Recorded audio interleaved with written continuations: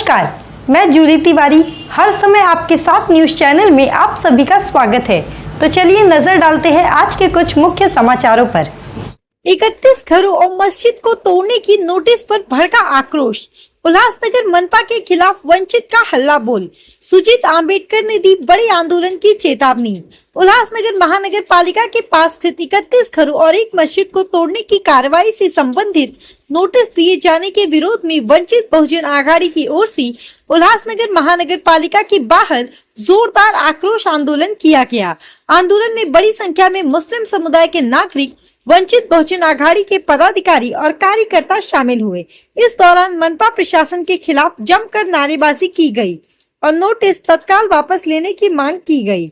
इस आंदोलन में वंचित बहुजन आघाड़ी के राष्ट्रीय अध्यक्ष प्रकाश आम्बेडकर और उनके पुत्र तथा वंचित बहुजन आघाड़ी के राष्ट्रीय नेता सुजीत आम्बेडकर भी उपस्थित रहे। सुजीत आम्बेडकर ने आंदोलन के दौरान मुस्लिम समुदाय के लोगों को संबोधित करते हुए मनपा की कार्रवाई पर सवाल उठाए और आरोप लगाया कि दलित और मुस्लिम समुदाय के घरों को निशाना बनाया जा रहा है। उन्होंने स्पष्ट शब्दों में कहा कि इस तरह का अन्याय बर्दाश्त नहीं किया जाएगा। आंदोलन के दौरान उल्लासनगर महानगर पालिका आयुक्त मनीषा आव्हाड़े को ज्ञापन सौंपकर 31 घरों और मस्जिद को जारी की गई नोटिस तत्काल वापस लेने की मांग की। इस मौके पर उल्लासनगर की सभी मस्जिदों और मदरसों के मौलाना भी बड़ी संख्या में मौजूद रहे। आंदोलन के चलते मनपा परिसर में काफी देर तक राजनीतिक माहौल गरमाया रहा। वंचित बहुजन आघाड़ी की ओर से आरोप लगाया गया कि लंबे समय से रह रहे नागरिकों के घरों पर अचानक तोड़फोड़ की कार्रवाई की नोटिस देना अन्यायपूर्ण है। प्रदर्शनकारियों ने मनपा प्रशासन से मांग की है कि प्रभावित परिवारों की स्थिति को देखते हुए कार्रवाई पर रोक लगाई जाए और नोटिस वापस ली जाए। वहीं सुजीत आम्बेडकर ने चेतावनी दी कि यदि महानगर पालिका प्रशासन ने इन नोटिसों को वापस नहीं लिया तो वंचित बहुजन आघाड़ी की ओर से इससे भी बड़ा आंदोलन खड़ा किया जाएगा। उन्होंने कहा कि नागरिकों के साथ होने वाले अन्याय के खिलाफ वंचित बहुजन आघाड़ी सड़क पर उतरकर संघर्ष जारी करेगी। इस आक्रोश आंदोलन के बाद उल्लासनगर में मनपा प्रशासन की कार्रवाई को लेकर राजनीतिक माहौल और गर्मा गया है। अब मनपा प्रशासन इस मामले में क्या निर्णय लेता है और नोटिसों को लेकर आगे क्या कार्रवाई होती है, इस पर सभी की नजरें बनी हुई है।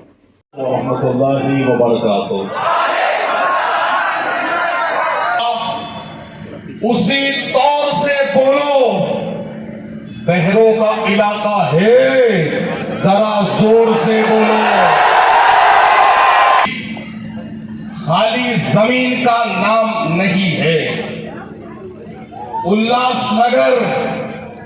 ये ईंट और रेत के समंदर का नाम नहीं है, ये उम्मीदों का नाम है। ये किसी बाप की मेहनतों से बनाए हुए समरे का नाम है। ये किसी मजदूर की मेहनत से ईंट जोड़कर खड़े की गई इमारत का नाम है। ये भाईचारा की मिसाल है। और जब तुम कानूनी कार्रवाइयां गैर कानूनी तरीके से करोगे तो अम्बेडकरवादी तुम्हारे सामने आकर खड़े होगा। मैं आपसे कहना चाहता हूं कि इसी गली की है खाक से यही खाक अपनी मिलाएंगे। इसी गली की है खाक से यही खाक अपनी मिलाएंगे। न बुलाए आपके आए हैं, न निकाले आपके जाएंगे। ये सोचते हैं कि संविधान को नजरअंदाज किया जाएगा, संविधान को पीठ के पीछे डाला जाएगा, तो तब संविधानवादी, तब अम्बेडकरवादी, तब लोकतंत्रवादी आपको सड़कों पर खड़े मिलेंगे जिस तरह अभी खड़े हुए हैं। मसला 21 या 31 घरों का नहीं है, इंसाफ का है, मसला बराबरी का है। और ये मसला हम दोबारा खड़े नहीं होने देंगे। इंसाफ के लिए आए हैं, इंसाफ लेकर जाएंगे। अगर कोई सोचता है कि वो खाकी कलर की है, ऊपर से चड्डी है, तो उनकी सुनोगे और कुछ लोगों को टारगेट करोगे तो याद रखो, अगर बात दलित पर आएगी तब भी अंबेडकर खड़ा मिलेगा, बात आदिवासी की आएगी तब भी अंबेडकर खड़ा मिलेगा, बात हिंदू की आएगी तब भी अंबेडकर खड़ा मिलेगा, और बात मुसलमान की आएगी तब भी अंबेडकर खड़ा मिलेगा। और ये तीनों तुम्हारे बुलडोजर इस पे नहीं चलते, तुम्हारे बुलडोजर इस पे नहीं चलते, क्योंकि ये कलम से बात करता है, ये कागज से बात करता है, ये पढ़ा लिखा है, पढ़े लिखों से बात करता है। पढ़े लिखे हो तो तलवार रख के बात करो, पढ़े लिखे हो तो तलवार रख के बात करो। जबान वाले जबा को जबा से काटते हैं। अगर ये सोचोगे कि पेपर को काला करके 31 घरों के दरवाजे पे चिपका दोगे और कोई पूछने वाला नहीं होगा, तो नागपुर में मुख्यालय के सामने इस तैयब जफर ने एक नारा दिया था कि जब भी देश पुकारेगा एक अंबेडकर दहाड़ेगा। और ये तो शुरुआत है, और ये तो शुरुआत है। मैं मुसलमानों से कहता हूं, आपको वोट बैंक बनाने वाले, आपसे सत्ता की राजनीति चमकाने वाले, आपके रमजान में किसी एक रोजे पर टोपी पहनकर आने वाले, आपके घर शिरखुरमा नोश करने वाले, ये वो सांप है जिन्होंने आपके चूल्हे पर राजनीतिक रोटियां सेकी, और जब आपकी छत बचाने की बात आई तो ये सांप सपोलों की तरह दुबक के निकल गए। और अगर कोई सामने आया है तो वंचित बहुजन अघड़ी आई है। ये याद रखने की जरूरत है, ये याद रखने की जरूरत है कि हम लोग हर बार, हर महाज पर, हर जगह कंधे से कंधा लगाकर खड़े रहे हैं।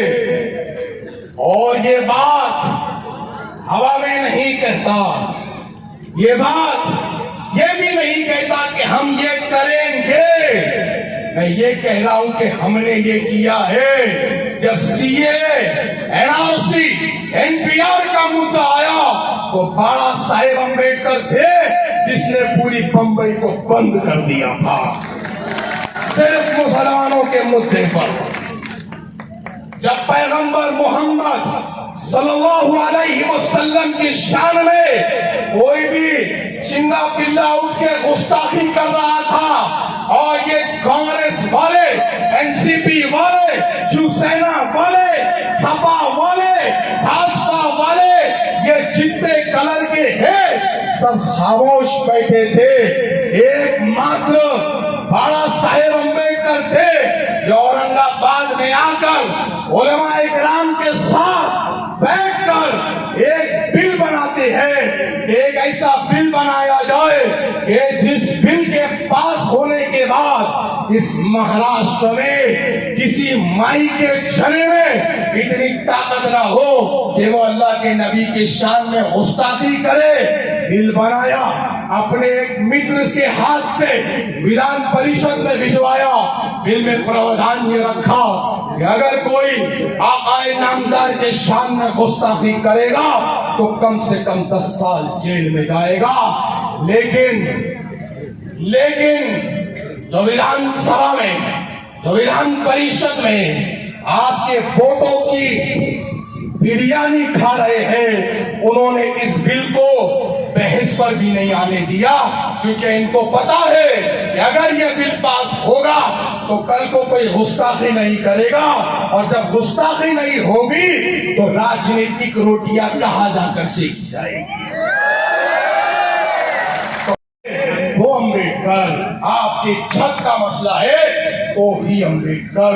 तो अभी आपका ये काम है, आज हम आपके साथ खड़े हैं, खड़े रहेंगे, कल आपका काम है हमारे साथ खड़े रहना। क्या ये इरादा करते हो? क्या ये इरादा करते हो? आवाज नहीं आ रही। क्या ये इरादा करते हो? इरादा करते हो?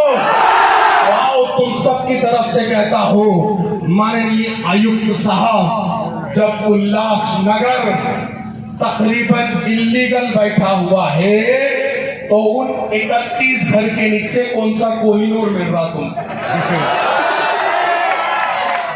उस 31 घर के नीचे किसका खजाना दफन है, जिसको कुरेदने के लिए आपके बुलडोजर बेचैन है?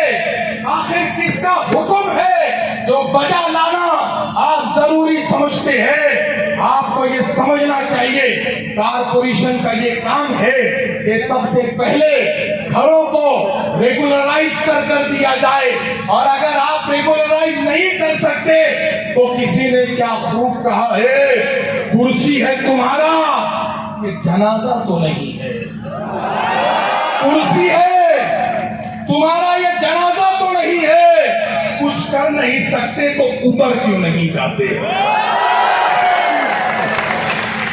तो सबसे पहली मांग, घरों को रेगुलराइज कर देना होगा। चाहिए कि नहीं चाहिए? चाहिए कि नहीं चाहिए? और जब लीगलाइज करने की बात होगी, रेगुलराइज करने की बात होगी, तो तमाम धार्मिक स्थलों के लिए, मस्जिद हो, गुरुद्वारा हो, चर्च हो, मठ हो, कोई भी धार्मिक स्थल हो, उसके लिए एक स्पेशल विंडो बनाया जाए ताकि वो धार्मिक स्थल पहले रेगुलराइज होना चाहिए। मानते का नहीं मानते? मानते का नहीं मानते? ये चीज होनी चाहिए क्या नहीं होनी चाहिए? होनी चाहिए क्या नहीं होनी चाहिए? क्यों? तो कुछ ऐसा ना करें कि हम भी उतना बड़ा आंदोलन खड़े करें और फिर आपको इस्तीफा देकर जाना पड़े। तो बेहतर ये है कि आप अपनी कुर्सी पे बैठते हुए उल्लासनगर में ऐतिहासिक काम करके बताए, यहाँ के घरों को बचाए, यहाँ के धार्मिक स्थलों को बचाए, उन बच्चों की उम्मीदों को बचाए जो उस घर से स्कूल को जाते हैं, उन बूढ़े माँ बाप के अपने बच्चों के यकीन पर बचाए जो अपने घर में गोलियां खाकर जिंदा है, उस माँ की ममता को बचाए जो अपने बच्चों के सर पर छत देखना चाहती है। आपका ये काम है कि आप अपनी कुर्सी पर बैठकर ये करें और ये सारे लोग आपके साथ कंधे से कंधा लगाकर खड़े रहेंगे। ये वादा मैं कर जाऊंगा। अगर ऐसा होता है तो आप लोग साथ में खड़े होंगे कि नहीं होंगे? खड़े होंगे कि नहीं होंगे? पूरी ताकत के साथ होंगे कि नहीं होंगे? हम और प्रशासन मिलके पूरे उल्लासनगर को लीगल करते हैं। ये करेंगे कि नहीं करेंगे? हम विनती करने आए हैं, हम निवेदन करने आए हैं। हम अम्बेडकरवादी है, हम संविधानवादी है और हम संविधान की धाराओं में रहकर बात करने वाले हैं। हम गैर कानूनी न काम करते हैं न किसी को करने देते हैं। हम उसी को काम मानते हैं जो संविधान के चौखट के अंदर में होगा। हम उसी को काम मानते हैं जो इस देश के नागरिकों के हक में होगा। हम उसी को काम मानते हैं जो इस देश में एकता, अखंडता, बंधुता, भाईचारा बना के रखता है। इसके अलावा अगर कोई किसी और से हुक्म लेकर कोई और काम करेगा तो फिर खिलाफ में हम लोग खड़े होंगे। खड़े होंगे कि नहीं होंगे? खड़े होंगे कि नहीं होंगे? तो हम वो हैं जो अच्छा काम करने वाले के साथ खड़े होते हैं, तो वही हम वो हैं जो बुरा काम करने के खिलाफ भी खड़े होते हैं। मैं ये कहता हूं कि जब तक ये जंग जारी है, आप तमाम लोग इसी तरह जुड़ते रहे। ये मजमा सिर्फ मुसलमानों का नहीं है, ये मजमा एससी का है, एसटी का है, ओबीसी का है, आदिवासियों का है, उसके बाद मुसलमानों का है। काम करेंगे, करेंगे क्या नहीं करेंगे, करेंगे क्या नहीं करेंगे, जोर से बोलो, करेंगे क्या नहीं करेंगे। तो एक बार मैं एक नारा लगा के अपनी बात को खत्म करता हूं, क्योंकि हमको यंग अम्बेडकर को सुनना है। अरे जय जय जय जय जय भीम, दोनों हाथ उठाकर, अरे जय जय जय जय जय भीम, जय जय भीम, अरे जय जय जय जय जय भीम। संविधान जिंदाबाद, जिंदाबाद जिंदाबाद, अरे संविधान जिंदाबाद, जिंदाबाद, एकता जिंदाबाद, जिंदाबाद जिंदाबाद, अरे जय जय जय जय जय भीम। बहुत बहुत शुक्रिया। वाहिर दावाना लोगों को राजनीतिक तौर पर मजबूत करने का काम किया, और उसके बाद उसी सब में यंग अम्बेडकर के तौर पर सुजाता अम्बेडकर खड़े हैं कि वो हर नागरिक की आवाज को सत्ता तक पहुंचाने का काम करने के लिए तैयार है। तो जो नारा भारतीय संविधानाचा, भारतीय संविधानाचा शुरू करने के पहले सभी महामानवों को त्रिवार अभिवादन करना चाहूंगा, और उसी साथ साथ यहाँ मौजूद मंच पे सारे मान्यवर, मेरे सारे भाइयों, आप सभी को मेरा जय जिजाऊ, जय शिवराय, जय ज्योति, जय क्रांति, जय लहू जी, जय मल्हार। अस्सलाम वालेकुम रहमतुल्लाहि व बरकातुहू। वालेकुम अस्सलाम व रहमतुल्लाहि और क्रांतिकारी जय भीम। तो भाइयों, मैं सीधा मुद्दे से चालू करूं। आज उल्लासनगर पे एक ऐसी बहुत बुरी परिस्थिति आई है जो हमको समझनी चाहिए। जिन लोगों ने, जिन हाथों ने उल्लासनगर ये सिटी और ये शहर खड़ा करने का काम किया है, उन लोगों का घर आज खतरे में आया है। ये वस्तुस्थिति हम सबको समझती है। और उल्लासनगर खड़ा करने में किसने मदद की है? उल्लासनगर खड़ा करने में, उल्लासनगर शहर बसाने में अगर किसी का हाथ हो तो यहाँ के सारे वंचितों का हाथ है। और यहाँ के वंचित कौन है? यहाँ के बहुजन, यहाँ के दलित, यहाँ के आदिवासी और उल्लासनगर के मुसलमान। तो आज आप एक बात गौर से समझ लो कि जिन जिन लोगों ने ये शहर बसाने में मदद की है, जिन जिन लोगों ने उल्लासनगर की नगरी बसाने में मदद की है, आज उन्हीं लोगों के घर पे खतरा आया है। और ये किसी भी तरह से हम हालत सुन के नहीं लेंगे। ये आज हमारा सरकार को साफ साफ कहना है। दूसरी तरफ भाइयों, आप ये समझ लो कि जिन लोगों ने मेहनत की थी, जिन लोगों की वजह से आज ये शहर बढ़ा है, जिन लोगों के वजह से आज यहाँ पे महानगर पालिका की स्टेटस आई है, जिन लोगों के वजह से आज यहाँ पे इतने सारे दुकान, शॉप्स, इंडस्ट्रीज आए हैं, उन लोगों के अगर घर पे गदा चलती है, बुलडोजर चलते हैं और उनके घर गिरते हैं, तो हम उल्लासनगर के नागरिक बोलने के लायक नहीं है और काबिल नहीं है। और इसीलिए मैं आप सभी को इतनी ही विनती करने आज आया हूं कि अगर किसी एक का भी घर गिरता है तो समझ लो कि उसके बाद वाला घर हमारा है। तो पहला घर बचाओगे गिरने से तो तुम्हारा घर बचेगा गिरने से। तो हम सबको आज एक होके यही निर्णय लेना है, यही तय करना है कि उल्लासनगर के अंदर एक भी घर गिरेगा नहीं, मतलब नहीं। और ये हमको तय करना है, एकजुट होके एक्शन प्लान में लाना है और ताकत से, जोरों से रास्ते पे उतरना है। जब तक यहाँ का आमदार, खासदार, महापौर या सीएम को ये समझ में नहीं आता है कि बस हो गया, उल्लासनगर की जनता, उल्लासनगर की पब्लिक रास्ते पे आ गई है, एक भी घर गिरने नहीं देंगे, जब तक ये सीएम तक आवाज नहीं पहुंचती, तब तक हमको ये आंदोलन और आक्रोश जारी रखना है भाई।